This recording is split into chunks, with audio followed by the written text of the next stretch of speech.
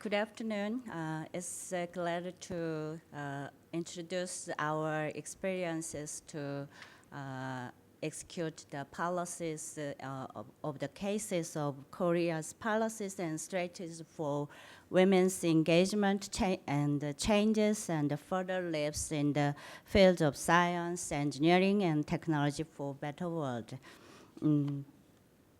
According to the World Economic Forum 2012, science and technology capabilities, such as the capacity of innovation and technological readiness, led Korea's global competitiveness.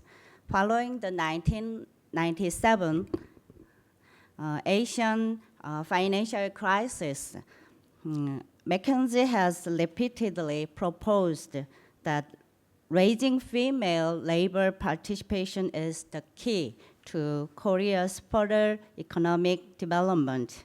Even though Korea possesses quality human resources with potential to lead to economic growth, the nation urgently needs to mobilize educated and skilled women who currently tend to be underemployed in the labor market. It has been stressed that economic development should be accompanied and spurred by development of STEM in order to establish new industries and markets. Women's comparative natural advantages such as creativity and flexibility are strengths that are considered important for economic development in 21st century. There is increasing demands for talented STEM professionals with diverse skills and creativity in accordance with the national strategy in which highly educated and skilled female scientists are expected to play a central role. However, a large gap remains between this aspiration and the reality. The employment rate of Korean women in STEM is reportedly the second lowest among OECD member states. This statistic demonstrates the need for both quantitative and qualitative mobilization of women in STEM. In Korea, just as in the international community, the purpose of effort to increase women's participation are no longer understood solely as being for the purpose of eliminating discrimination, but as necessity for improving a nation's competitiveness and for developing a happier society overall. In appreciation of this, the Korean government has legislated the Act on Fostering and Supporting Women Scientists and Technicians in 2002 already. And the center, I worked for the Center of Research, and the Center for Women in Science, Engineering, and Technology was established in 2004 under the article of the Act in order to create the condition under which women can play a central role in science and technology sectors. Since its establishment in 2004, the Center for Research has been an organization to be dedicated to advocating for policies to encourage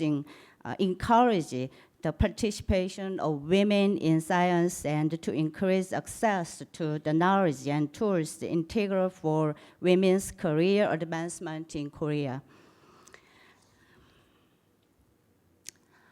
In order to foster women's talents for the benefits of all, WISET motivated girls to dream of being scientists and supports female scientists and engineers to continue their careers without becoming discouraged and to be acknowledged among their colleagues for their being hard at work. WISET also motivated them to aspire for something higher in their career and feel confident in doing so. To this end, WISET devised and implements programs aimed at fostering and maximizing women's talents in subfields in all their stages of lives and careers.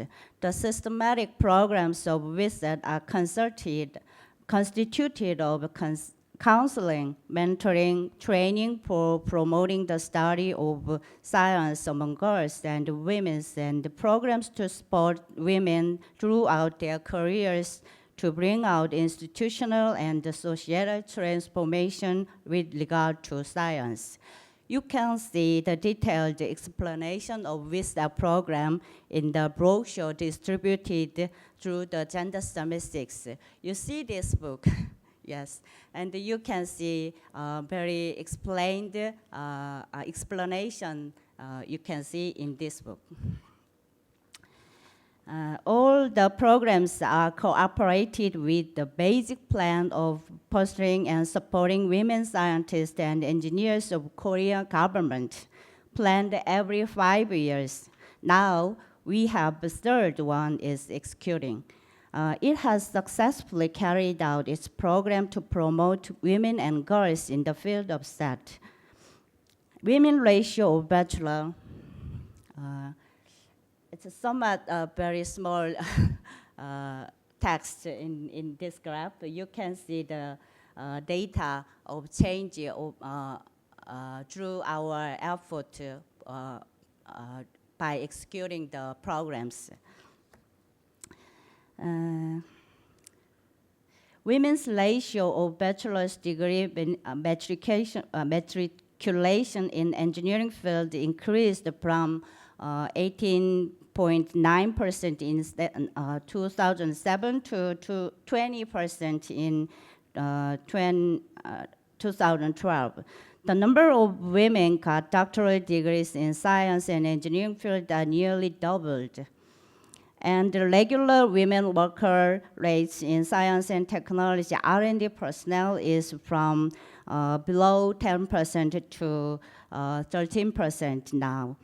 Programs supporting motherhood and childcare are much improved, like that institutional management rate are changing from about 60% to over nearly 90% in 2012.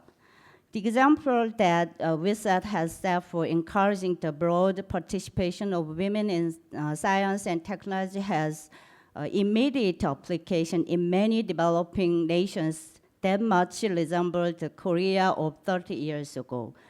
WISET can play a unique role in fostering further generations of women leaders in SAT and carried out programs that could be readily benchmarked and adopted by developing nations.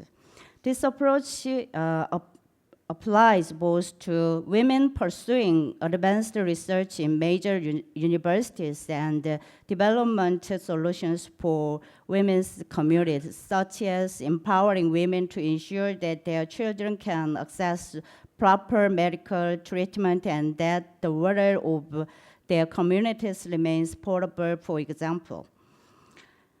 WISET will provide opportunities for open exchange and promote systems that bring together outstanding female scientists and engineers to reinforce the sense of women's international solidarity, cooperation, and collaboration in that field.